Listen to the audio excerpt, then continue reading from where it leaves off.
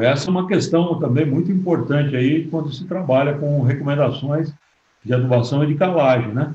E muitas vezes o V% é um parâmetro interessante, ele realmente nos mostra aí, né, como que as cargas estão sendo utilizadas, etc., quanto que nós temos de participação de bases aí exatamente no nosso solo, né?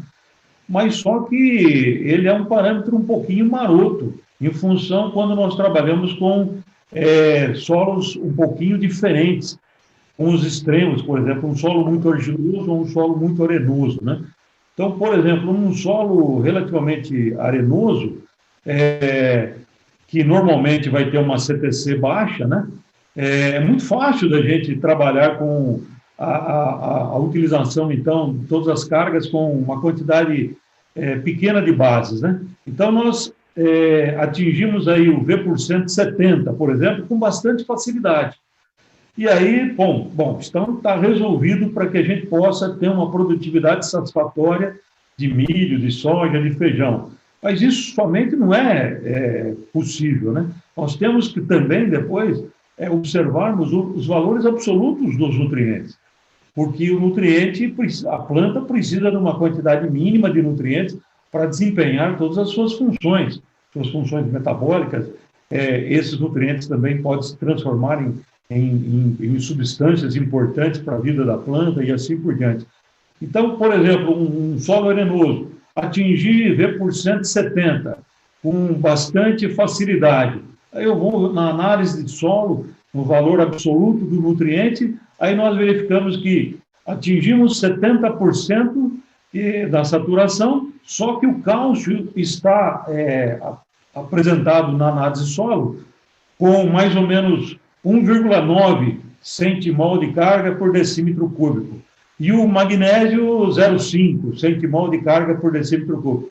Então, beleza, atingimos o V%, mas nós não temos a quantidade mínima desses nutrientes para que a planta possa produzir bem.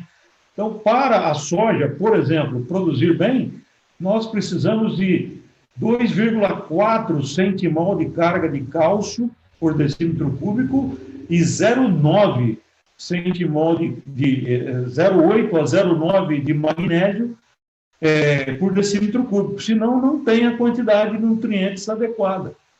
E aí tem uma outra faceta importante que muitas vezes, em função dessa CTC, então nós vamos fazer o seguinte, nós vamos pegar, já que não atingiu essa quantidade de cálcio e de magnésio, vamos mudar a recomendação de calagem. Vamos fazer calagem agora, fundamentada também no aumento do cálcio e do magnésio no solo, na CTC. Só que daí a quantidade de calcário fica muito grande. Aí a quantidade de calcário fica bastante elevada, e aí nós temos o problema do excesso de calcário, que pode mudar, conforme o tipo de solo, bruscamente o pH, e atrapalhar um pouquinho aí a disponibilidade de alguns nutrientes, como principalmente os micronutrientes. Então, como que a gente poderia fazer isso, né?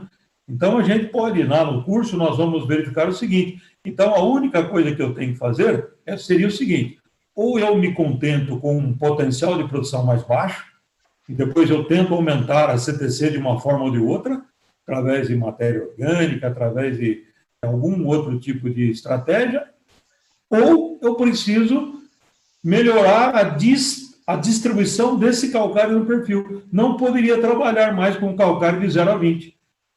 Provavelmente, se eu aí aumentasse a quantidade de calcário e aí diluísse em 30 centímetros ou 35 centímetros, aí nós não teríamos mais problemas.